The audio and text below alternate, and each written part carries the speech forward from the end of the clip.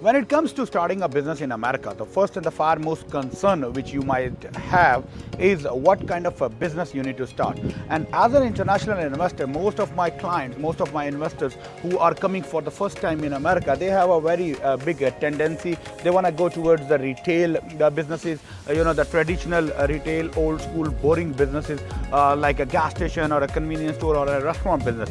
Nothing against those businesses, of course, but when it comes to the retail industry, we just wanted to bring it to you that the retail is not necessarily limited towards the C-store or a restaurant business.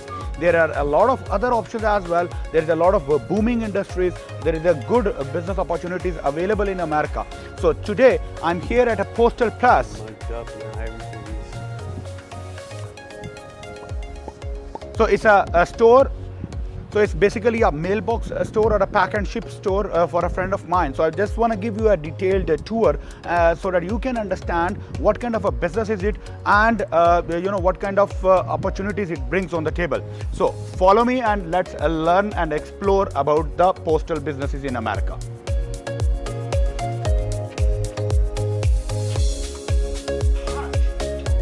Hey, hi Aditya. How are you? How are you, sir? Good, good. Thank Nice you so to see much. you. Yes, Thank sir. you. Yes, Thank sir. you so much. How are you? How are you? I'm good, sir. Thank you so much. Good. Thank you. Thank you so much, Aditya, for giving us a time and giving us an understanding about the business. Of course. So, for my viewers, we just wanted to understand what is this business happening. You got a big space, massive space, and a very nice and tidy, location. Yes, so, can sir. you tell Yes, us a bit sir. about the location, bit about the business? What is it, and how you are doing it? Of course, most definitely. So the business is Postal Plus is the name of the brand. It's a retail shipping company. So basically we partner with all the big companies, FedEx, DHL, Post Office, and UPS as well. So we do mainly contract with them to do all their shipping and returns. But then also like a full service, we also offer many other services like notary public. I myself am a notary. Oh, that's So we nice. do notary That's nice. public. We do private mailbox rentals. So if you have like a business from home and you need a physical address, the address for the private mailbox actually works as it takes my physical address. Oh, that's so you nice. can use it for people who run businesses from home. Right. They can use it as a physical address for their business, Wow. and they Okay. can receive all their mail and everything. So we do that. Laminating. We do passport pictures also. You can also ship out your passport applications, scanning, faxing, any printing, any that sort of thing. Pretty much all services like a full service FedEx or DHL or UPS would do, but just I'm my own separate entity and I'm partnered with all of them. That's amazing. So you got a sir. pretty big line of services and the activities. So right from Yes, the sir. Yes, sir. photocopy, printing, business related services, and shippings. And Yep. so, what is the major difference when it comes to you as an independent operator or individual unit or a standalone unit, I would say, as compared to a big FedEx unit or a UPS store? So the one main thing that I would say that gives me maybe an advantage in that part is that I guess the main thing, one of the main things that we do focus on is customer service. Okay. Like we like to treat our customers like family over here. A lot of customers tell me when they go to other places like FedEx or the full service ones, they just like, hello, they're in a very monotone, they don't ask. Yeah, it's more like a personal questions, corporate environment. Exactly. Yeah. Here, we treat everyone like family. Right. Ask about your day, how you're doing. We actually want to get to know you, create that connection, Right. and then give everybody a nice experience. Like very welcoming environment to come, peaceful.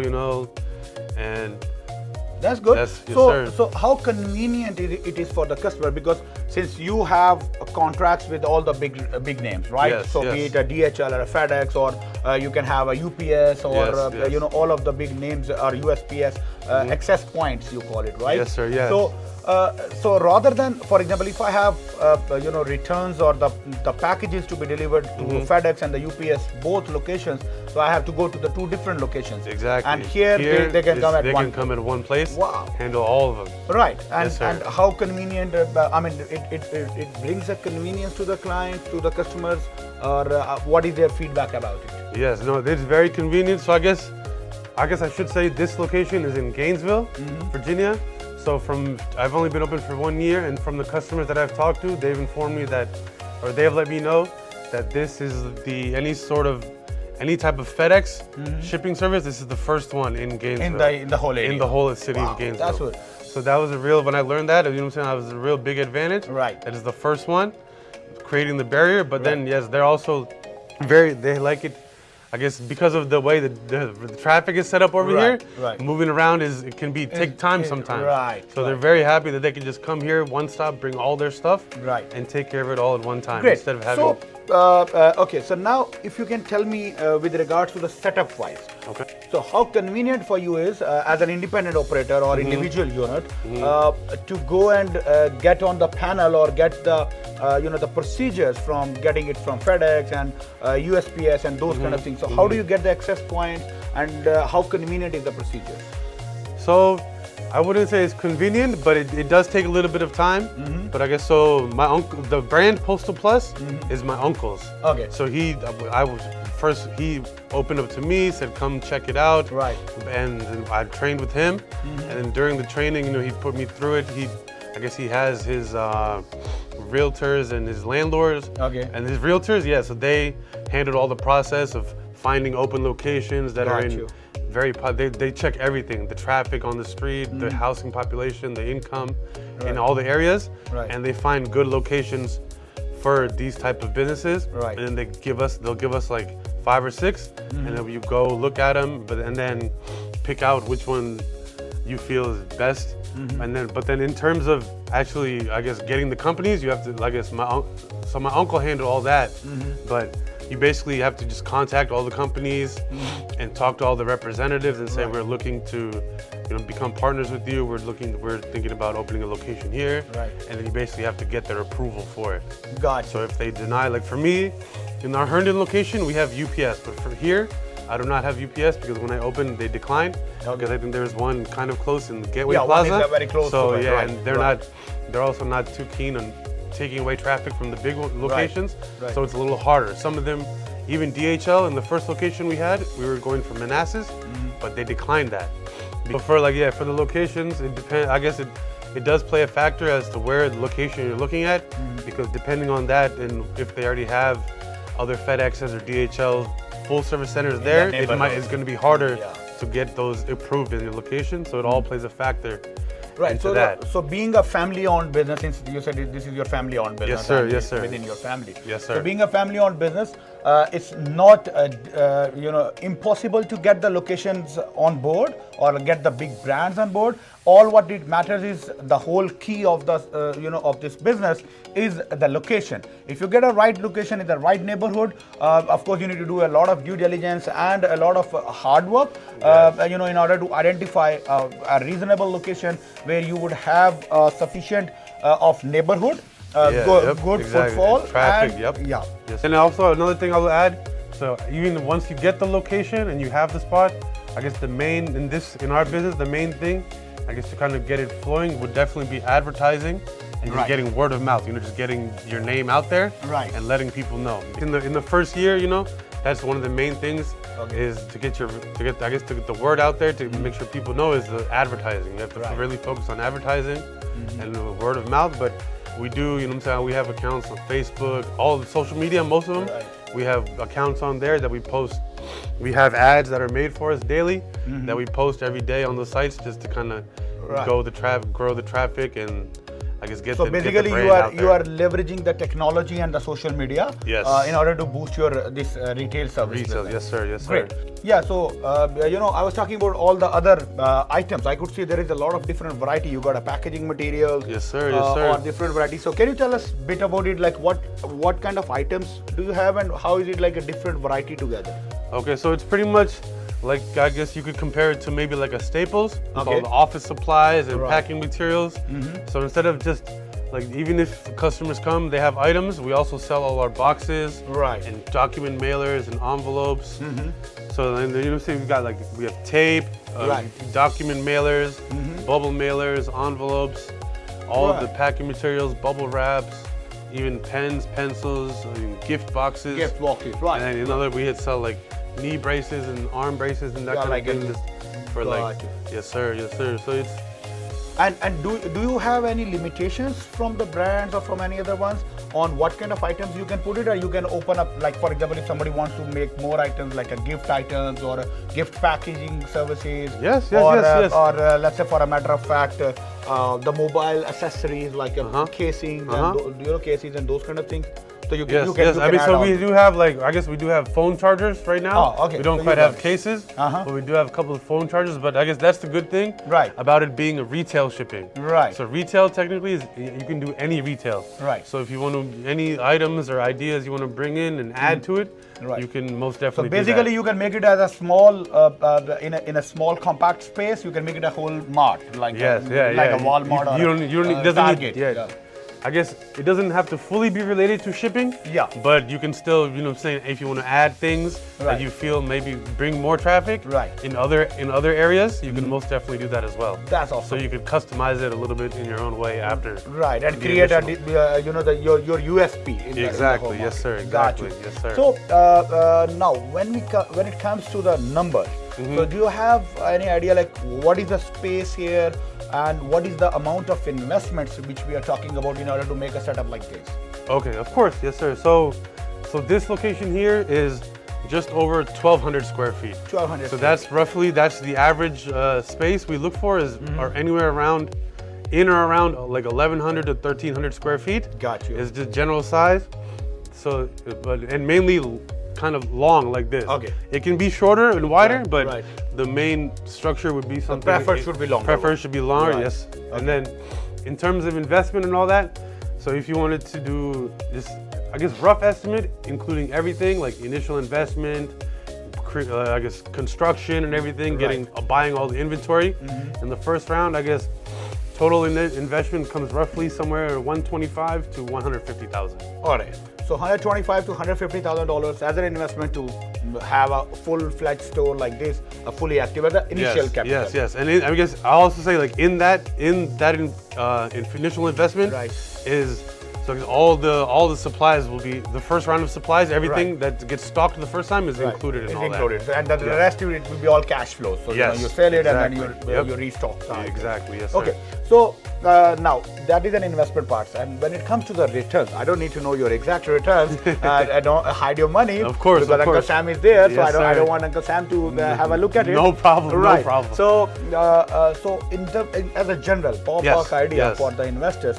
If it is a new person or a first-time comer, do you think what is the amount in terms of the ROI he can make, whether it's a percentage-wise or a dollar amount? So whatever you feel like. So you are saying like in like first year, or are you saying just in general? First year, and then of course the second year, of course it will be more. So yes. That will be an average. Yes. Yeah. So I guess in the beginning, obviously it's going to be slow, just because you have to build your customer base and everything. Right. But I guess so far for me, I guess at this point I've been open for 1 year, and right now I'm just over break even. Oh, okay. So it's That's good. In the 1 year, year one, I've come to like the last couple of months. I've broken even. Yes. That's nice. So that means there is a whole scope of expanding the business and making a ton lot of money. Yes, sir. Over The growth can definitely, in 2 years, you should be able to at least start seeing some money being made. At the end of 2 years. Okay, that's good. Okay, so that's an investment part. And now, one last thing, most likely, how is the operations? Like, how many hours do you work? And do you think for this kind of a setup, do you need a big team or hire multiple employees, or one operator is enough, owner operator or absentee owner? How do you think, what is the ideal strategy for it? Okay, so in this case, in terms of operations, in the beginning, obviously it's when you're a business, you have to start with yourself. But so in the beginning, I guess in the first year or two, I will say that you don't need any extra employees. You can just run it yourself, because it will be a little slow as traffic starts to build up. But that's why, as you can see, we have 2 setups here. Right. So this is also a full desk that can do orders and process everything. Right. So in the future, when it does, the business grows, and the traffic grows more, and I need extra, I can do that. But in the beginning, I'd say first 2 years, it's basically it can be run by one person.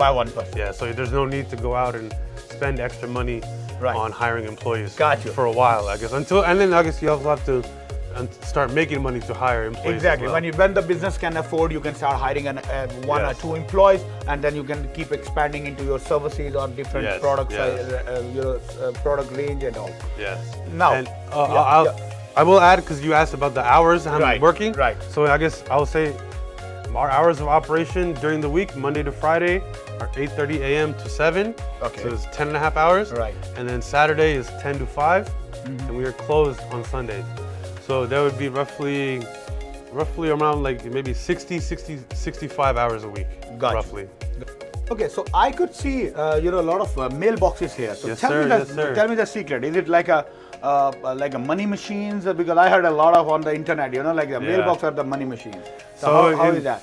I won't say money machine, but it is definitely an integral part of the business. Okay. Because this, in terms of revenue and stuff, this is the only service we have that has recurring. Recurring revenue. So every recurring Right, revenue. So right. every year, or I guess however many after the contract, you Right. can do 3 months, 6 months, or 1 year. Right. So then after the contract ends, it's a recurring payment every year. So that's the big thing is if you can, the more you can fill, Right. it's the less you kind of make your target line for the month. It can kind of go down because you have this as safety. It's like a safety net. Right. Because you know like every. You know what is coming. What is coming, So that's yes, sir. that's kind of a predictable revenue stream for any mailbox service or a pack and ship stores. Because that's a fixed one, and the moment you get filled, you got a more space, you're gonna keep on adding more. And the more contracts you have, the more constant and consistent revenue do you have. Yes. Now, Yes. last questions, absolutely. Because most of the investors, especially when they're coming new to the country or they are starting the new businesses, Yes, yep. they prefer to go to the traditional retail businesses. Yes, yes. Grocery stores, C-stores, or restaurants, and Yeah. gas stations and whatnot. Yes, I call sir. them the boring businesses. This is not a boring business. Yes. Because Yes. that keeps you busy and engaging. Exactly. Yeah. Yep. How do you compare this business with any of the C stores or a gas station in terms of productivities, in terms of the costings, budgeting, revenues, or growth, or whatever you feel like?